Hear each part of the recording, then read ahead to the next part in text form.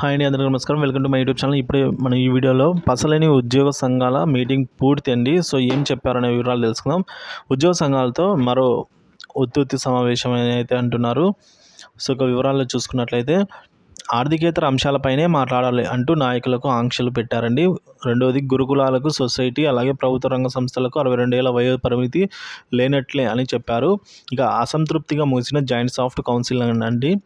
So ఉద్యోగ సంఘాలతో నాయకుల ప్రభుత్వ ప్రధాన కార్యదర్శి సిఎస్ జవహర్ రెడ్డి నిర్వహించారు. చర్చలు ఏ అంశంపైన స్పష్టత లేకుండానే అసంతృప్తిగా ముగిశాయండి. సాధారణ ఎన్నికలకు ముందు నిర్వహించే చివరి సమావేశం కావడంతో ప్రభుత్వం కొన్ని సమస్యలను పరిష్కరిస్తుంది అని, బకాయిలు చెల్లింపులపైన స్పష్టత ఇస్తుంది అని చర్చలకు వెళ్లిన ఉద్యోగ సంఘ నేతలకు తీవ్ర నిరాశ ఎదురైందని అయితే చెప్పాలి. మధ్యంతర భృతి, ఐఆర్ అలాగే ఇతర ఆర్థిక అంశాలపైన స్పష్టమైన హామీ వస్తుందనుకొని వెళ్లిన వారికి తీవ్ర అసంతృప్తి గురయ్యారు.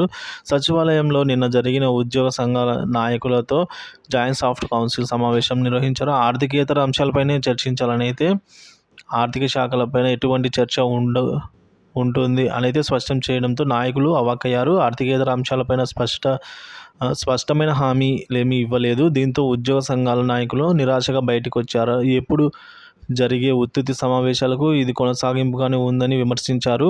ఉద్యోగులకు ప్రభుత్వం చెల్లించాల్సిన బకాయిలు 21,000 కోట్లు ఉన్నాయి. వీటిని పక్కన పెట్టి ఆర్థికేతర అంశాలు మాట్లాడాలంటూ నిబంధనలు పెట్టడంపైన నాయకులు అసంతృప్తి వ్యక్తం చేశారు. సో పిఆర్సీ ఇవ్వడం జాప్యంపై పరిస్థితి ఉందన్న మధ్యంతర భృతి ఇవ్వాలి అన్న నాయకులు చేసిన ప్రతిపాదనను తిరస్కరించారని, ఇక ఆర్థిక అంశాలకు సంబంధించి మంత్రివర్గ ఉపసంఘంలో చెప్పినదే సిఎస్ వెల్లడించారు. త్వరలో ఎన్నికల షెడ్యూల్ అయితే రానుంది. చివరి సమావేశంలోనూ ప్రభుత్వం నుంచి ఎలాంటి హామీ లభించలేదైతే నాయకులు ఈ విధంగా ఆవేదన వ్యక్తం చేశారు.